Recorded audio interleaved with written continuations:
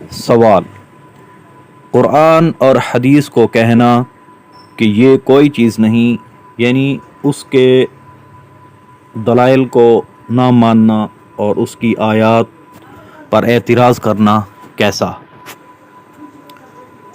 جواب: اسی طرح کے ایک سوال کے جواب میں میرے آقا اعلی حضرت امام اہل سنت مولانا شاہ امام احمد رضا خان علیہ رحمت الرحمن فرماتے ہیں، اس کا قرآن و حدیث کے متعلق یہ کہنا کہ یہ کوئی چیز نہیں ہے، یہ تو خالص ایسا کفر ہے جس پر مرتدوں والے احکام جاری ہوتے ہیں، لہٰذا اس پر تجدید اسلام ضروری ہے اور مسلمان ہو کر عورت کی رضامندی سے دوبارہ اس سے نکاح کرے۔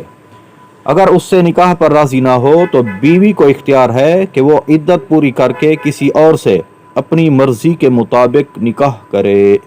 واللہ سبحانہ وتعالی اعلم۔ فتاوی رضویہ جلد 13 صفحہ 654۔